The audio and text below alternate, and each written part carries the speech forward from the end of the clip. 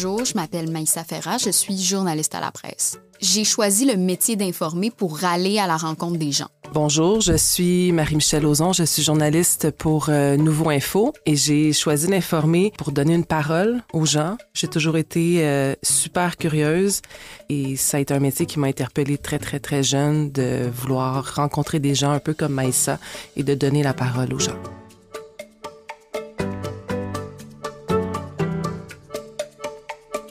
Une partie importante de la couverture de l'actualité au Québec est consacrée aux faits divers. Une tragédie comme le geste insensé de ce chauffeur d'autobus qui a foncé dans une garderie à Laval avec son véhicule, tuant 2 jeunes enfants, provoque souvent un véritable cirque médiatique. Tous les médias sont sur place, on veut tout savoir du suspect, on retrace les proches des victimes, les voisins avaient-ils des soupçons, etc. Les médias américains ont une expression « If it bleeds, it leads ». Si ça saigne, ça fait les manchettes. Aussi, quand il est question de faits divers, la tentation au sensationnalisme n'est jamais bien loin. Les médias et les journalistes qui couvrent les faits divers ont néanmoins une certaine responsabilité sociale. Comment couvrir des drames humains sans en faire un spectacle? Comment parler d'un tireur fou sans susciter des vocations? Ce sont des questions, parmi d'autres, qu'on a eu envie d'aborder avec 2 journalistes qui couvrent les affaires criminelles et les faits divers, Maïssa Ferra, journaliste aux actualités générales à la presse, et Marie-Michel Lauzon, journaliste spécialisée en affaires policières à Nouveau Info. Merci, mesdames. Bienvenue au balado Le métier d'informer. Je voulais vous inviter, pour commencer, à vous présenter en vous posant 3 questions. D'abord, depuis quand vous couvrez les faits divers? La première histoire qui a marqué votre parcours, et ce que vous aimez de ce beat en particulier? Peut-être Marie-Michel? Je couvre les faits divers à temps plein depuis le mois d'août dernier. Donc, ça fait peut-être 8 mois. Oui, ce qu'on appelle en jargon avoir un beat affaires criminelles, faits divers. C'est vraiment le mandat de mon poste actuel chez Nouveau, mais ça fait 14 ans que je suis journaliste. J'ai toujours été interpellée par tout ce qui touchait les faits divers, donc j'en ai quand même couvert au fil des années, au fil de ma carrière. Je me suis pas mal promenée un peu partout au Québec puis au Canada dans différentes salles de nouvelles. Puis dès qu'il y avait un fait divers qui arrivait, je levais ma main pour aller les couvrir. J'ai toujours aimé ça. Un fait divers qui m'a marqué, évidemment, il y en a plusieurs. Je vais en dire 2.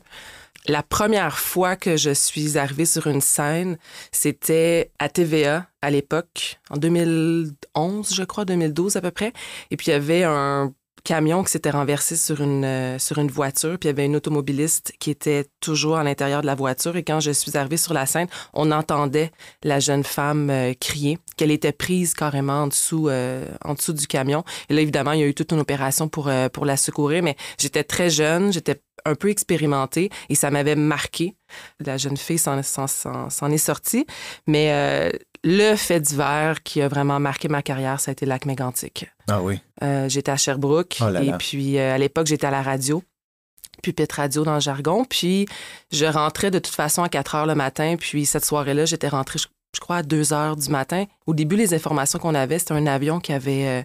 c'était un accident d'avion. On avait très peu de détails. Puis bon, s'en est suivi la confirmation donc, que c'était un déraillement de train. Donc, tu es témoin médiatique à couvrir ça, non? Oui, je pense que le premier gazouillis là, sur Twitter, si on fait des recherches, je suis dans les 5 premiers qui a tweeté là-dessus. Puis bon, ça m'a marqué. On connaît la suite. Ouais, ça a été extrêmement difficile. Ça a été une couverture extrêmement difficile pour moi. Maïssa? Je suis journaliste depuis 2019 et je couvre les faits divers à temps plein depuis début 2020, je dirais.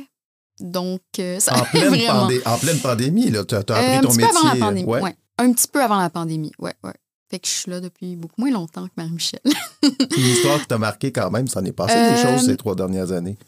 Ben, en fait, moi, sans mauvais jeu de mots, là, mes faits d'armes, là, c'est la couverture des fusillades à Montréal. Là. C'est comme vraiment quelque chose sur quoi j'ai embarqué très tôt quand ça a commencé, puis que je continue à couvrir encore aujourd'hui. Puis honnêtement, je pense que je vais le faire jusqu'à la fin, là, parce que tout ce qui a rapport avec les armes à feu, tout ce qui a rapport avec les gangs de rue, c'est vraiment... Et François Cardinal, qui est venu à ce micro il n'y a pas longtemps, me parlait de toi, me disait justement que tu as un peu tes entrées dans ce milieu-là où tu as plus de facilité à entrer en contact avec eux. Est-ce que c'est vrai, ça? Valide-tu ce qu'il m'a dit? Ou... Ben, je sais pas, j'ai plus de facilité parce que... ben, en fait, c'est que j'ai même des mentors là, à la presse qui ont déjà fait ça. Là. C'est pas comme inédit nécessairement parler à des policiers puis à des criminels. Ça fait partie du beat un peu. Mais je pense que j'ai tellement de l'intérêt pour le sujet que je vais comme vraiment, vraiment aller essayer d'entretenir ces sources-là, particulièrement de gangs de rue. Puis, tu sais, souvent, dans ce beat-là, les gens vont miser beaucoup, beaucoup sur les sources policières, puis avec raison, là, parce que ça peut te donner l'information, tu sais, de qualité inédite. Mais, tu sais, j'ai vraiment pris soin d'aller voir des deux bords. Puis, c'est ça a été pas mal... C'est ça, c'est pas un fait divers en particulier. Peut-être la mort le meurtre de Jessie Dave Chatelier, c'était mon premier gros truc qui m'a marqué. Je me souviens pas de cette histoire. Oui, c'est une fusillade liée aux gangs. Okay. Ça a été vraiment comme, jusqu'à maintenant, là, mon fait divers le plus, pas choquant, mais le plus marquant, on va dire. Ouais. Ça ressemble à quoi une journée type dans votre métier? Parce que c'est une journée où tout peut arriver. Il arrive quelque chose, puis ça vient de changer complètement ton plan de la journée. Ça ressemble... Moi, l'image que j'ai en tête des gens qui font des faits divers, ça date des années 70. Vieux journaliste dans une auto qui écoute la radio de police puis qui se déplace sur les lieux d'un crime. C'est probablement plus ça. Ça ressemble à quoi? Il y a encore des vieux journalistes. Il y a encore, oui, je sais. Mais ça ressemble à quoi une journée type, disons? Ben, il n'y a pas de journée type. Non. Je sais pas, Maïssa, toi, à la presse, mais... Il n'y a pas une... Ben, évidemment, on se lève, on fait notre tournée, là, on écoute, on fait notre revue de presse, là, je vais lire un peu qu'est-ce qui se passe, je vais écouter la radio, je vais mettre au parfum du jour. Ensuite, ça dépend. Des fois, on a des dossiers qu'on veut avancer ou des fois, il y a des gros faits divers qui se passent qu'on doit tout mettre de côté puis aller directement sur une scène. Puis souvent, ça implique qu'on travaille le matin, des fois très tôt et souvent très tard, ne serait-ce que des fois pour entretenir des sources. Des fois, il y a des gens qui veulent nous parler, qui sont disponibles en soirée. Donc, on travaille beaucoup. Mais il n'y a pas de journée type. On est toujours un peu dépendant de l'actualité. Puis à Montréal... Tu sais, Maïssa disait que tu as un peu moins d'expérience que moi, mais tu es arrivée à Montréal en pleine hausse de violence armée. Fait que c'est sûr que, tu sais, je veux dire, tu as énormément travaillé puis tu as eu de l'expérience que moi, j'ai pas, versus moi qui est embarqué sur ce beat-là, ça fait 8 mois. Mais... Est-ce que tu te trouves quand même si ça fait 8 mois, peut-être... Elle est quand même bonne, là. Oui, j'en doute pas, mais tu sais, un beat ou... Et modeste. Je dirais un peu comme Maïssa avec les gangs de rue. Toi, est-ce que tu as une marotte ou je sais pas comment tu fais? J'essaie. Évidemment, quand on est journaliste, il faut avoir tous les points de vue. C'est important d'avoir différentes opinions. T'sais, on peut pas toujours se fier à la police, dans le sens qu'il faut se fier à la police pour certaines informations factuelles, mais c'est important d'aller chercher aussi une autre version des faits. Donc, ça implique de rencontrer des gens criminalisés, de parler avec des gens qui ont été criminalisés, ça implique de parler avec des avocats, ça implique... Je pense qu'une bonne journaliste aux faits divers, il faut parler au plus de gens possible quand on parle d'un événement criminel. On a 2 femmes ici aujourd'hui, mais est-ce que c'est représentatif des journalistes qui font des faits divers au Québec? Est-ce que vous êtes des exceptions ou est-ce qu'il y en a beaucoup des femmes qui couvrent ce beat-là? Il me semble que c'est Je pense qu'il n'y en a pas beaucoup. Non? Ça a été majoritairement des gars. Le beat police, oui. Le beat police, c'est ce qu'on a en tête. On a Claude Poirier puis cette gang-là. Mais... Oui, Félix Séguin, à l'époque Daniel Renaud à la presse. Il y en a. Mais c'est encore un peu une chasse gardée masculine, là, ce domaine-là. Vous êtes un peu... De moins en moins. De moins en moins? Je pense de moins en moins. Moi, je remarque quand même quelque chose que peut-être le beat police, dans le sens comme avoir les meilleures sources policières, c'est encore très masculin, mais la partie human, c'est souvent des journalistes, des femmes qui vont le faire. J'ai remarqué ça. Ouais. C'est une chose avoir l'information, mais il faut que tu te déplaces puis que tu ailles parler aux victimes. Ou il faut que tu te déplaces peut-être parler à, pas nécessairement une victime ou sa famille, mettons, ses proches, ses amis. Puis j'ai remarqué que le côté des faits divers qui est plus enjeu de société, ça va être souvent des journalistes qui sont des femmes qui vont le récupérer, versus le côté exclu des infos, exclusives policières. C'est beaucoup encore des hommes là, qui ont ça. Comment vous êtes reçus sur une scène de crime, les journalistes? Est-ce que vous êtes... Mal. Mal?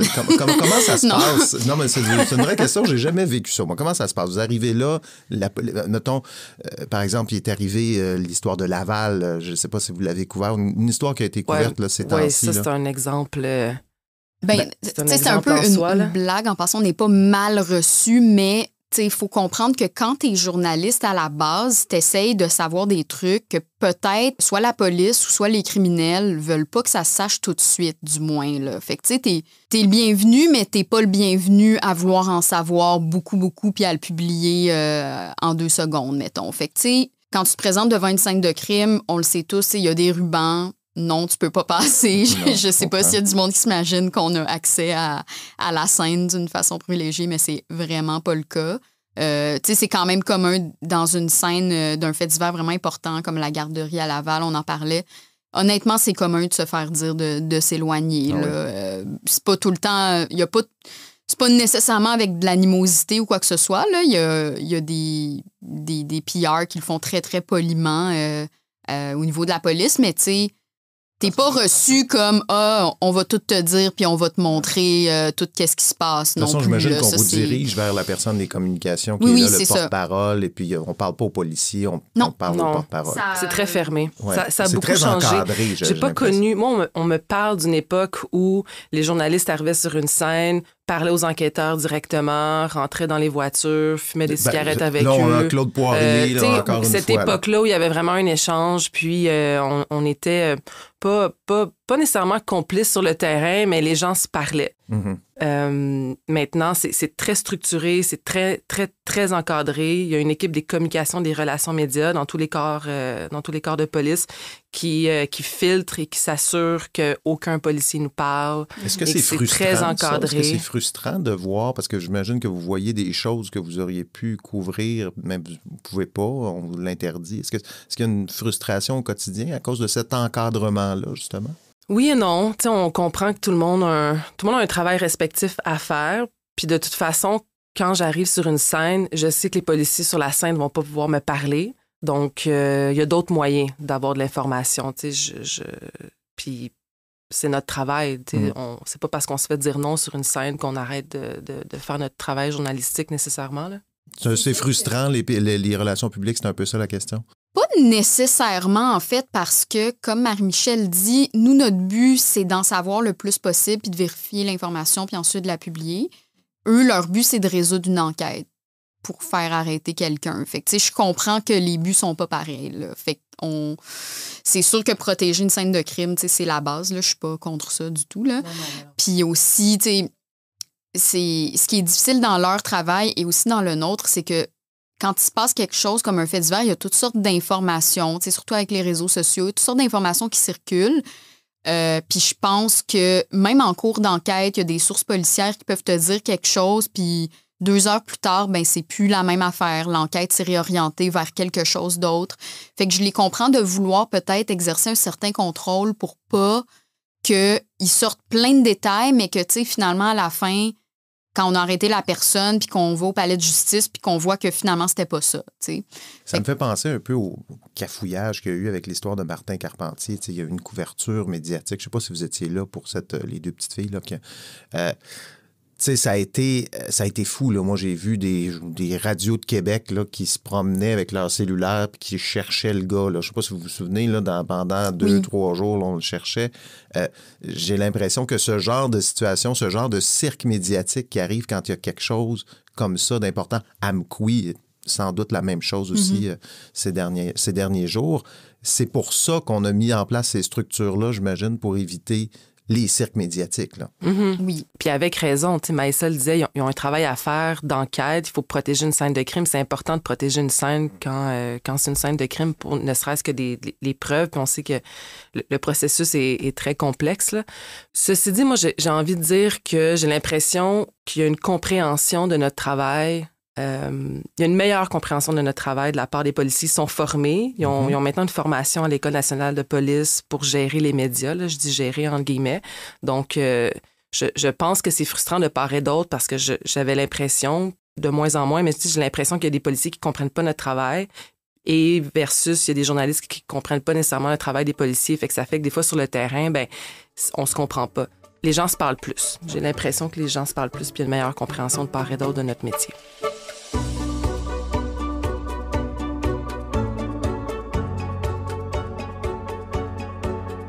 Vous êtes quand même aux premières loges d'un Québec qui va pas bien. Là, je veux dire, ce qui va mal au Québec, vous le voyez en premier, les crimes, les incendies, etc.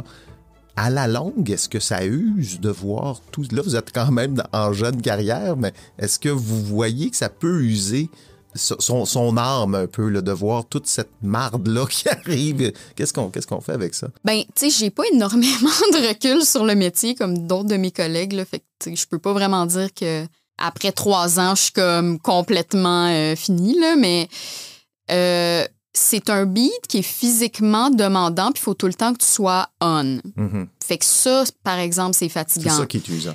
Oui, c'est pas nécessairement en tout cas pour moi, personnellement, c'est pas la nature des affectations, c'est le fait que, tu sais, surtout, mettons que tu as 3 gros faits divers back-to-back, excusez-moi l'anglicisme, là, mais un à la suite de l'autre, on va dire. Tu sais, c'est comme, c'est 3 grosses histoires, puis c'est ton beat, puis c'est pas un beat non plus très populaire parmi les journalistes, fait que souvent, il y a comme 1 ou 2 personnes là, qui font ça, qui aiment beaucoup, beaucoup ça par salle de nouvelles, on va dire.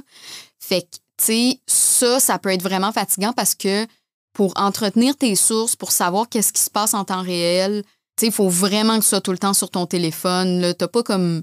Tu sais, je pense à des gens qui sont comme beaucoup des mentors. Pour moi, comme Daniel Renaud, là, tu sais, c'est quelqu'un il a jamais fermé son téléphone cellulaire de sa vie. Là. Ça se peut juste pas. Fait que, tu sais, ça peut être fatigant. Au niveau de la nature des affectations, tu sais, je pense que si tu as le bon profil pour couvrir ça, ça va être correct parce que, tu sais, il faut toujours se rappeler que il faut vraiment faire preuve d'une grande humilité quand on couvre les faits divers parce que c'est pas à toi que ça arrive, là. Tu sais, c'est pas ton tour de pleurer. Tu sais, il y a quelqu'un devant toi, puis lui, il a vit pour vrai l'affaire. Je dis pas que tu peux pas être ému, mais tu sais, si t'as quelqu'un devant toi qu'elle vient de perdre son fils parce qu'il s'est fait tirer dessus, tu sais, moi, à la fin de la journée, toute ma famille est là, puis je retourne chez moi il y a un après. détachement, Là, okay. Oui, mais tu sais, il y a aussi... Le détachement vient quand tu fais ce travail-là de te dire, c'est pas à moi que ça arrive. Là, tu sais, il y a des limites à quand même... Faut que tu restes comme en maîtrise de tes émotions parce que après, tu peux plus offrir une couverture efficace. C'est presque insultant pour la personne qui la vit, la vraie affaire, que toi, t'arrives tout à l'envers, tu sais. Si t'arrive quelque chose, t'aimerais-tu ça comme vraiment avoir quelqu'un qui cogne à ta porte, super dramatique puis larmoyant? Fait que, tu sais, ce détachement-là vient quand tu fais ce travail-là d'être respectueux puis de te dire comme, moi, je suis juste la journaliste qui rapporte les faits. Je suis pas partie prenante de cette histoire-là non plus. Est-ce que tu l'as, toi, ce détachement-là? Oui, je suis tout à fait d'accord avec Maïssa. Il faut être détaché. Parce qu'il faut être impartial. On peut pas tomber dans l'émotivité. C'est parce que sinon, on arrête. On couvre tellement d'histoires qui sont troublantes, qui sont tristes, qu'on n'a pas le choix d'être détaché. Ceci dit, c'est extrêmement difficile. Moi, des fois, je ne vais pas mentir, ça m'arrive de pleurer avec des victimes que je rencontre parce que je ne suis pas insensible. Mais non, il faut être détaché. On n'a pas le choix. Est-ce qu'il y a un style québécois dans la couverture des faits divers? Si on compare, mettons, aux Américains ou aux Français, peut-être, est-ce que au Québec, on a un style particulier dans cette couverture-là? Ben moi, je trouve que oui. Oui, ça serait quoi? En fait, qu'est-ce qui nous différencierait? Je dirais plus que ça. C'est qu'au Québec, on les couvre beaucoup plus que dans le reste du Canada. Ah oui? Ouais. Ben, tu sais, toute la question des armes à feu, là, je prends cet exemple-là, là, mais tu sais, à Toronto, il y a énormément de gangs de rue, il y a énormément de fusillades. Tu sais, c'est pas couvert avec autant d'assiduité qu'au Québec, là. Tu sais, on dirait que nous, au Québec, quand il y a des drames humains qui se passent, tu sais, on a tout, en tout cas chez les journalistes, on est tous comme « Oh my God, c'est pas normal. Il faut couvrir cet enjeu-là, c'est pas normal. » Puis on dirait peut-être dans le reste du Canada puis aux États-Unis, il y a comme... Ils les couvrent, mais des fois, puis il y a genre une espèce de... Comme si eux, ils étaient plus blasés que nous, un peu. Tu sais, OK, encore une fusillade dans une école. Tu sais, encore ça, encore ça. C'est vrai que c'est rendu dans leur quotidien pas mal, par exemple. Oui, mais nous, j'ai remarqué que nous, les journalistes, quand les fusillades, là, ça s'est vraiment calmé, fait que c'est plus tant un enjeu, mais la 2e année de fusillade quasi quotidienne, on n'était pas comme, ben là, anyway, ça arrive tous les jours, tu sais. Je trouve qu'au Québec, on a ce style-là d'être comme, sans nécessairement, en restant neutre, on a plus cette espèce de, ça n'a pas d'allure, tu sais, plus cette indignation de comme, ça devrait pas arriver, c'est injuste, faut en parler. On a plus ça que, mettons, à Toronto ou même Edmonton, je pense qu'il est comme quasiment la capitale du meurtre par arme à feu, puis on sait pas vraiment c'est qui ces victimes-là, on n'a pas de portrait des victimes. T'sais, au Québec, quand il y a eu 3 ados qui sont morts, on les a vus dans le journal. C'était pas ordinaire, mettons. On a fait l'effort. On pense à faire une commission d'enquête, là aussi. C'est ça. On a fait l'effort d'aller savoir c'était qui ces 3 jeunes-là, puis c'était quoi leur histoire, puis pourquoi ça s'était passé. Fait que moi, je pense qu'il y a tellement un gros style en fait divers au Québec, puis aussi, le fait divers au Québec, je dirais que c'est un beat encore qui est sous-estimé, parce que quand tu rentres en journaliste, tu veux vraiment pas y aller, puis c'est quasiment une corvée, puis nan. Ah oui? Mais, tu sais, en général, mettons, en tout cas, c'est rare de voir quelqu'un qui est comme en amour avec ce beat-là. Là. Pour vrai, c'est vraiment rare. Mais quand tu regardes les gens qui aimaient vraiment ça, puis qui en ont fait beaucoup, ils sont tous rendus des journalistes d'enquête.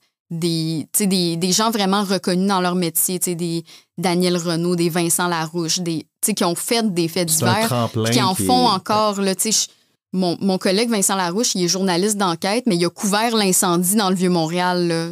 Dans le sens que on dirait qu'on a ce style en fait divers, qu'on voit ça comme plus comme un enjeu social que juste comme OK, il y a un feu au coin de la rue, mettons. Non, c'est un portrait de la réalité aussi, les faits divers. Puis je suis d'accord que c'est un peu négligé, c'est un peu tabou quand on rentre en journalisme. Je suis tout à fait d'accord avec Maïssa. C'est un peu mal vu. C'est comme si tu commences en journalisme, donc tu fais des faits divers parce que c'est ça qui est le moins important dans une salle de nouvelles, une salle de presse. Mais je trouve que les faits divers, ça représente la société. Je trouve qu'il y a plein d'histoires qui reflètent la société. Puis c'est pas... Puis, tu sais, je pense que notre travail, c'est ça. Ça va au-delà d'une fusillade, ça va au-delà d'un homme de 18 ans qui a poignardé sa mère. Tu sais, je trouve que quand on parle aux victimes, quand on parle aux gens qui connaissent ces gens-là, on a plein d'histoires qui reflètent la société. Fait que c'est important de découvrir. On associe souvent le fait divers au sensationnalisme. C'est quand on parle de sensationnalisme dans les médias, c'est souvent à cause d'une histoire de fait divers, là. Comment on fait pour éviter cette fine ligne entre je couvre l'actualité et je fais du sensationnalisme? C'est quoi la ligne qui ne doit pas être franchie? Je pense qu'il faut s'en tenir aux faits. Je pense que quand on couvre les faits divers, peu importe que ce soit une altercation à l'arme blanche, un meurtre, un incendie où il y a des morts à l'intérieur, je pense qu'il faut y aller.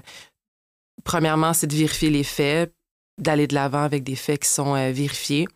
Puis, mais d'aller c'est dans la sélection des images, peut-être qu'on les voisins, là, par exemple. Souvent, on dit ça, là, on va aller voir le voisin qui dit « Ah non, c'était vraiment quelqu'un de très bien, puis on se serait pas douté qu'il aurait tué toute sa famille. » Souvent, il y a cette couverture-là où même le public dit « Là, c'est trop. Là. Je pense qu'on a bien couvert ce truc-là. » Est-ce que c'est pas là qu'on est un peu dans le sensationnalisme quand on en fait trop? Mais on ne sait pas c'est quand que c'est trop. C'est ça ça dépend. Chaque média a un peu sa ligne éditoriale par rapport à ça. Moi, personnellement, je trouve que les voisins, c'est important d'aller les voir parce qu'ils peuvent vraiment nous apporter une lumière différente ou de l'information supplémentaire et pertinente par rapport à un fait. Parce que si on arrive sur une scène, on a juste la police qui nous parle. Moi, c'est pas suffisant. Je vais être capable de construire mon histoire, de raconter une histoire, mais seulement avec un point de vue, celui de la police. Moi, c'est important d'aller parler aux voisins, d'aller parler au deuxième voisin, d'aller parler à son employeur, de peut-être parler avec sa famille, de parler avec ses amis pour comprendre à qui j'ai affaire et comprendre l'histoire pour être en mesure après de la raconter en ondes et d'avoir une histoire qui est le plus possible collée à la réalité, là. Comment est-ce que vous êtes reçus? Parce que je reviens à la même question que tantôt, mais on a surtout parlé de la police quand on arrive sur une scène de crime. Mais quand on va frapper à la porte de la mère du criminel ou la sœur, ou comment vous êtes reçus avec ces personnes-là qui sont probablement fleurs de peau? Là, en ce moment? Mal. C'est difficile. Ça peut être difficile. Malgré que parfois, je trouve qu'on sous-estime. Les gens ont envie de parler aussi. Ouais. Des fois, moi, souvent, je me dis, c'est sûr que cette personne-là va jamais me répondre. J'écris à cette personne-là et la personne a envie de parler. Okay. Donc, il y a cet aspect-là, mais non. Donc, c'est un texto, un téléphone. Vous n'allez pas frapper à sa porte. Tout, là. Tout arrive. Ça dépend. Okay. Cogner aux portes, c'est la base, là, que ce soit les voisins, la famille de la victime, la famille du suspect, le meilleur ami du suspect, l'employeur du suspect. C'est vraiment un travail important parce que tu vas avoir des informations. Oui, les voisins peuvent te donner des informations. Tu sais, des fois, tu vas pas l'écrire dans ton texte que c'est les voisins, mais ils t'ont dit comme « Ah, ben ils travaillent là-bas. » Mais tu sais, sans ton travail de terrain, t'aurais peut-être pas su qu'ils travaillaient là-bas. Tu sais, fait que ça, c'est super, super important. Puis aussi, il faut pas sous-estimer... tu sais, quand il se passe un gros fait divers, là, j'en viens encore plus peut-être à une fusillade, ben, tu sais, les voisins, ça se passe quand même dans leur quartier, là, tu sais. C'est la base, là, d'aller parler au monde puis de savoir comment ils se sentent quand quelque chose arrive dans leur quartier. Là, tu sais, moi, je trouve que c'est un peu... Beaucoup de journalistes ou même le public là, qui dit « Ah, arrêtez de parler aux voisins », ben, tu sais, c'est un peu du snobisme dans le sens où, regarde, les voisins, ils ont leurs choses à dire aussi. Comme, OK, on va pas les citer sur une affaire complètement absurde qui a dit si c'est pas une bonne information, on l'utilisera pas, mais tu sais, faut que tu ailles parler au vrai monde à côté de qui ça se passe. Là, tu sais, pas parler aux voisins, c'est l'équivalent de dire je veux pas parler au vrai monde. C'est ça que c'est. Fait que c'est vraiment important. Tu sais, moi, je trouve que justement, on sous-estime, comme disait Marie-Michel, le pouvoir d'aller cogner à la porte parce que si tu te dis ah ben là on le sait bien, la mère du suspect elle voudra jamais nous parler, c'est la mère du suspect, ça n'a pas d'allure, ben tu sais quoi, peut-être que elle en a des choses à dire puis que elle aimerait participer à l'histoire pour ne pas que quelqu'un d'autre s'empare de cette histoire puis démonise son fils par exemple si son fils a fait quelque chose. Fait que tu sais, t'as quand même le devoir d'aller lui demander. Si elle veut pas parler, c'est correct. Si elle veut pas parler on the record, c'est correct, mais t'as comme 50% de chances que ça marche, fait que pourquoi tu l'essayerais pas? Pour terminer, on est journaliste, on veut rester neutre, mais il y a quand même peut-être je sais pas si c'est une ambition cachée ou un désir caché que nos reportages changent un peu les choses, améliorent la société. On sait, on se rappellera de l'histoire de la petite fille de Granby. Ça a quand même donné une commission d'enquête et tout ça. Souvent, ça fait ça, les faits divers, les fusillades, c'est la même chose quand on en accumule, puis bon, finalement, on se dit, il faudrait peut-être faire des lois. Est-ce que c'est votre plaisir, ou je vous dirais, quand on amène un sujet de société comme ça qui change des choses, est-ce que c'est un peu ce qu'on veut quand on fait du fait divers? Est-ce que c'est une ambition qu'on a? Améliorer le monde? Ben, c'est sûr que je pense que n'importe quel journaliste, on veut faire des histoires qui font une différence, dans le sens que ne serait-ce que des fois, on donne la parole à une victime qui, pour la première fois, s'exprime, puis lui ou cette personne-là, ça lui fait un grand bien. Ou des fois, on fait des histoires. Tu sais, on a un peu les yeux et les oreilles de la société sur le terrain. Tu sais, des fois, les élus ne comprennent pas nécessairement ce qui se passe dans la rue. Donc, notre travail, c'est ça, c'est de donner la parole à des gens nécessairement qui n'ont pas le pouvoir de s'adresser aux élus. Et il y a tellement de gens qui ont des choses à dire, qui ont des choses à raconter. Tout le monde a une histoire. Quand on fait des faits divers, ben c'est important que ces gens-là aient une parole et aient une voix. Et évidemment, quand on fait des histoires puis que ça rebondit à l'Assemblée nationale puis qu'on a des élus qui réagissent, ben, moi, je suis contente. On a l'impression d'avoir fait un travail. Ouais, moi, je suis contente. Ouais. Okay. Maïssa, j'aimerais te poser une question parce que comme tu as couvert les faits divers pendant la pandémie, est-ce qu'on voit une tendance? On dit souvent, la santé mentale, c'est difficile en ce moment avec la pandémie.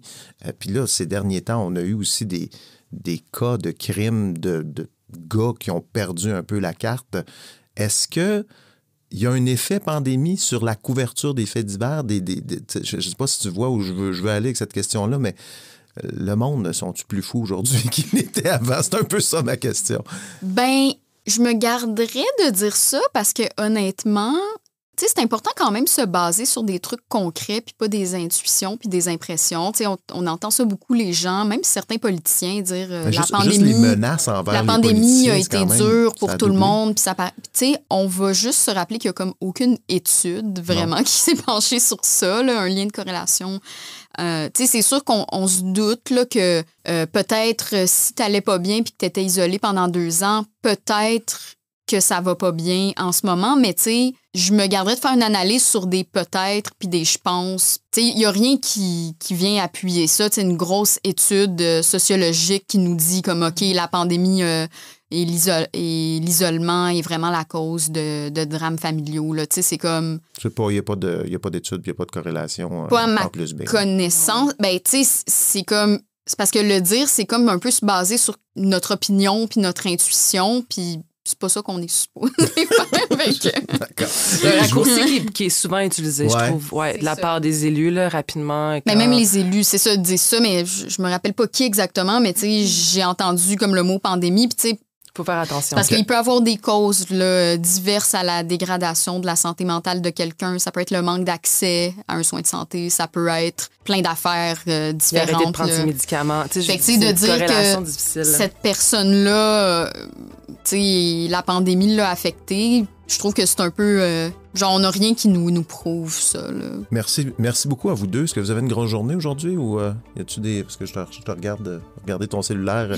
Ouais, notre cellulaire n'est jamais... y a-tu un drame? Il est jamais loin, notre cellulaire. Ça, je l'ai entendu sonner une couple de fois. Là. C'est pour ça que j'ai un café. Je m'en vais prendre un café. Merci beaucoup à vous deux. Merci à toi, Steve. Le balado Le métier d'informer est une initiative de Projet J et une production de l'agence de contenu 37e Avenue. À l'animation et à la réalisation, Steve Proulx. Au montage, Jean-Benoît Gagné. Pour poursuivre la réflexion sur la pratique journalistique, ne manquez pas nos prochains épisodes.